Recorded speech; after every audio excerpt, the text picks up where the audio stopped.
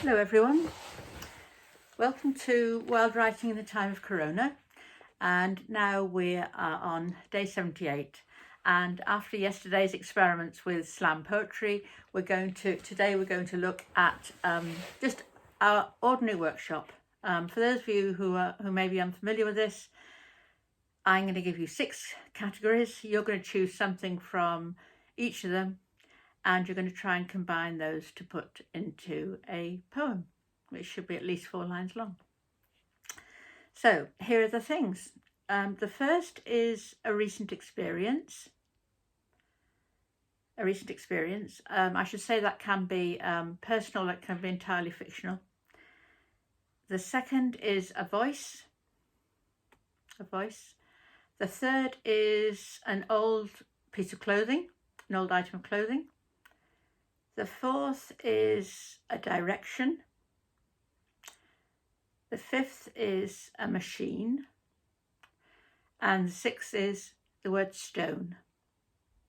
So we have a recent experience, a voice, a piece of old clothing, a direction, a machine, and stone.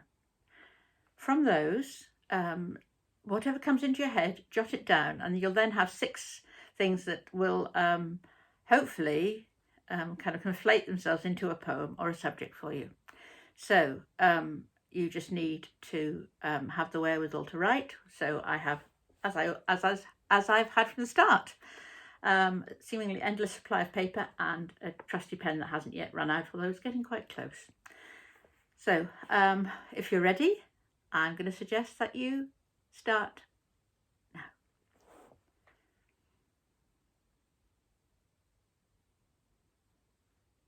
Well done, and welcome back.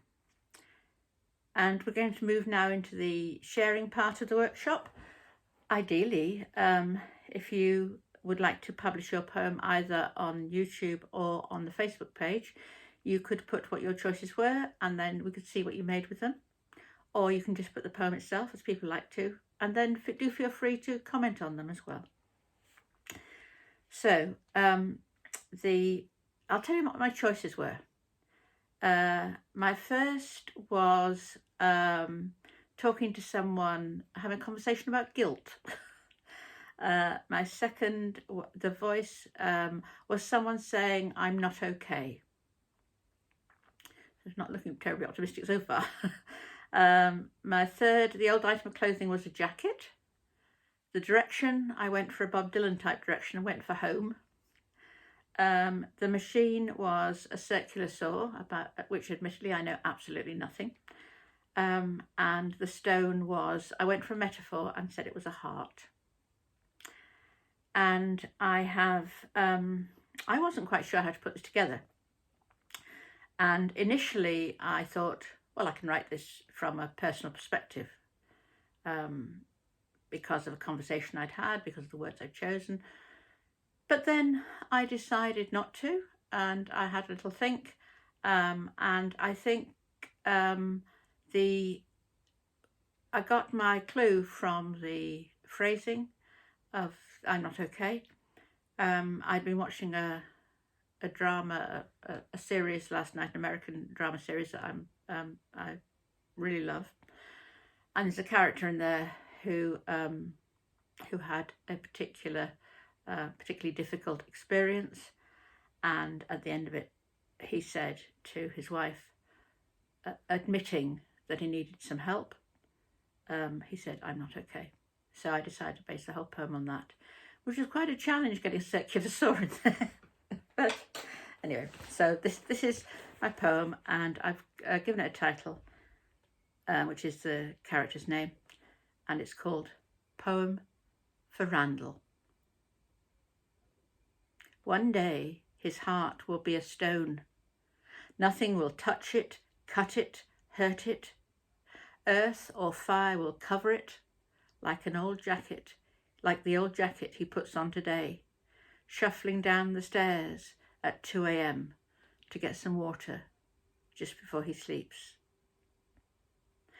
Across his hallway he sees a stranger with a gun held firmly to shoot him if he screams. It's like a circular saw advancing on his heart. But his words tumble out calmly as he stands his ground, empties his wallet, plants his feet more firmly. Taking the money, the burglar runs out the back, leaving him panting, sweating, his strong heart thundering. Calls the police, locks the open back door, goes up 1, 2, 3, all the stairs and all the rooms as his children sleep like pictures in his dreams. On a blank TV screen, in front of his tired eyes, images of hurt to them, to her, present themselves. They will not go. Later, hours after the burly, reassuring policemen have left, he lies in bed, eyes pinned open, his wife holding him close. I'm not okay. I'm really not okay. Just talk to me.